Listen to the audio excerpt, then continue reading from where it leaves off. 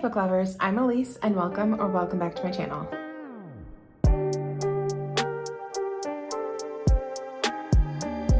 I have a little bit different background right now. I am in Arizona on vacation for the week of Thanksgiving. Today I wanted to talk about 4 books that I really liked, but they just weren't quite 5-star reads. Last year and this year, these are the first years that I've really been reading a big quantity of books. The point of this is that I'm still trying to figure out what I liked and what I don't like in books. So I'm looking at 4 books that I've read recently that I rated 4.5 stars. That is an amazing rating. Okay, so 4.5 stars is an amazing rating. It means I really enjoyed the book. There was just something that was keeping it from being 5 stars for me. The first and most recent book that I've read and only gave 4.5 stars is Daisy Darker by Alice Feeney. This is Alice Feeney's most recent book. It was kind of written similarly to And Then There Were None by Agatha Christie. Daisy Darker and her family, they all gather at Sea Glass, which is a home owned by her nana on a tidal island. So every night when the tide comes in, the house is completely cut off from any other part of land. They're basically on their own little island. The family gathers there for the first time in many years to celebrate Nana's 80th birthday. At the stroke of midnight, Nana's found dead, and every hour after that, a different family member is found dead somewhere in the house. There was one thing that kept it from being a 5-star for me, and that was the twists. The thing that I look for in a thriller is something that, draws me in, keeps me entertained, but also takes me by surprise with the twists. If that doesn't happen, my reading experience plummets. The big twist, I guessed in chapter 2 or 3. Unfortunately, I could not give it 5 stars. The next book that I read recently and rated only 4.5 stars is The Last Housewife by Ashley Winstead. This is another thriller, a very dark thriller about a cult. And it follows Shay in present day. She kind of reconnects with Jamie, who is somebody that she knew, I think, back in high school. And she ends up finding his podcast and listening to an episode that's actually talking about the death of one of Shay's friends from college, which leads Shay to travel from her home in Texas to investigate this death of her college friend. Along the way, we see chapters that take place in the past, so we're slowly being told this story of how Shay and her friends got involved in this cult, and then Shay and Jamie, the podcaster, how they're dealing with it now. But the thing in The Last Housewife that really kept me from giving it 5 stars is the side romance. It didn't really fit. The story was perfectly fine without having to throw a romance in there. It did nothing to add to the plot except for maybe appeal to people who are romance readers. Seeing Shay pine, it takes you out of the moment of the story, and I kept wanting to get back to okay, come on, let's get back to the main storyline here.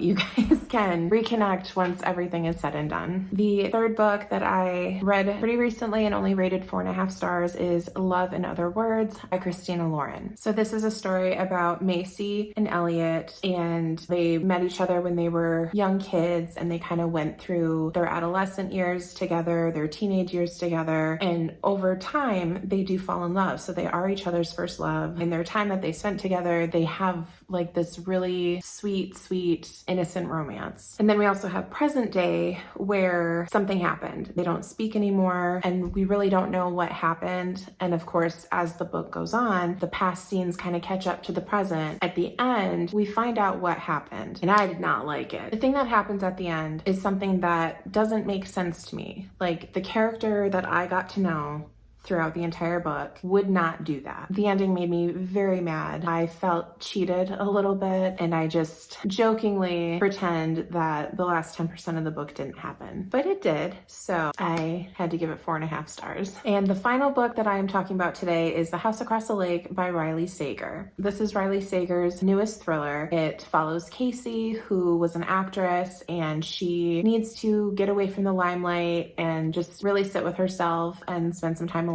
So she goes to her family's house on the lake. While there, she starts spying on the couple that just moved into the house across the lake from her. And one night she hears a scream, and she suspects that the husband killed the wife. So she kind of takes it upon herself to investigate and figure out what happened. I know a lot of people's issue with this book is that it was a little bit genre bending. I loved that aspect.